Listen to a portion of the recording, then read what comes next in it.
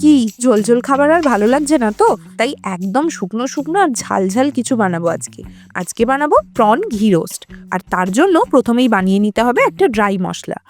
মশলায় থাকবে 2 টিস্পুন গোটা ধনে, 1/4 টিস্পুন মেথি দানা, 1 টিস্পুন গোটা জিরে, অল্প কটা গোলমরিচ, 1 চামচের একটু কম মৌরি, যেমন ঝাল খাবেন সেই বুঝে শুকনো লঙ্কা। আচ্ছা, ঘি রোস্ট বানাতে একটা স্পেশাল লঙ্কা লাগে, আপনারা যদি সেটার নাম জানেন অবশ্যই কমেন্টে জানাবেন। একটা কাশ্মীরি লঙ্কার মাথা কেটে বুক চিরে দানাগুলো ফেলে দেবো, আর ছোট ছোট টুকরো করে প্যানে দিয়ে দেবো। এবার হালকা ফ্লেমে 2-3 মিনিট এটাকে ভাজতে হবে। কিছুক্ষণ পর দেখবেন সারা রান্নাঘর গন্ধে মম করছে আর মশলাগুলো হালকা হালকা ব্রাউন হয়ে গেছে। তখন বুঝবেন মশলাটা ভাজা হয়ে গেছে। এইবার এটা মিক্সি জারে আমি ঢেলে নিচ্ছি। আপনারা চাইলে অন্য পাত্রে ঢেলে ঠান্ডা করেও মিক্সি জারে ঢালতে পারেন। এর মধ্যে একটু বেশি করে রসুন দেবো, বড় বড় 8-10 কোয়া মতো। কিছু একটা ভুল করেছি মনে হচ্ছিল, তখনই মনে পড়লো যে সর্ষেটা দিতে ভুলে গেছি। 1/2 টিস্পুন কালো সর্ষে শুকনো খোলায় ভেজে এর মধ্যে দিয়ে দেবো। 400 গ্রাম চিংড়ি নিয়েছি, মিডিয়াম সাইজের। স্বাদ মতো নুন দেবো, সাথে একটু লেবুর রস, অল্প একটু হলুদ। চিংড়ির গায়ে সবকিছু ভালো করে মাখিয়ে নেব। কিছুক্ষণের জন্য চিংড়িটা এইভাবেই রেখে দেবো। প্যানটা গরম করে দিয়ে দেবো 1 চামচ ঘি। ঘিটা গলে গেলেই চিংড়ি মাছ দিয়ে দেবো।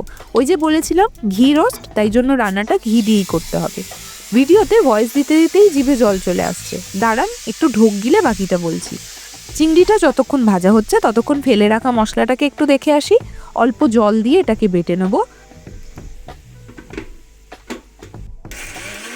স্মুথ করে পেস্ট করে নিতে হবে।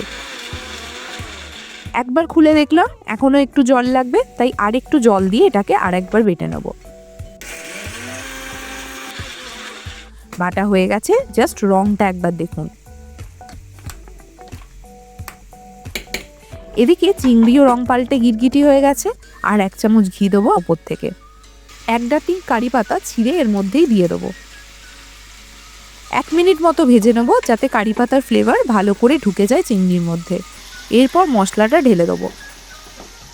এবার আর বেশি কিছু নয়, মশলাটা শুকনো হওয়া পর্যন্ত এটাকে কষিয়ে নিতে হবে। 1 চামচ তেঁতুলের পাল্প দিয়ে দেবো, আর দরকার মতো নুন। এটা রান্না করতে কিন্তু খুব বেশি সময় লাগবে না। ইচ্ছা করলে আর কয়েকটা কারি পাতা এই সময় আপনারা দিয়ে দিতে পারেন।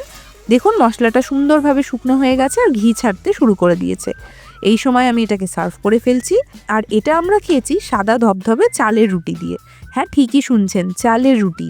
কিভাবে বানালাম দেখতে হলে কিন্তু চ্যানেলে চোখ রাখুন। টাটা।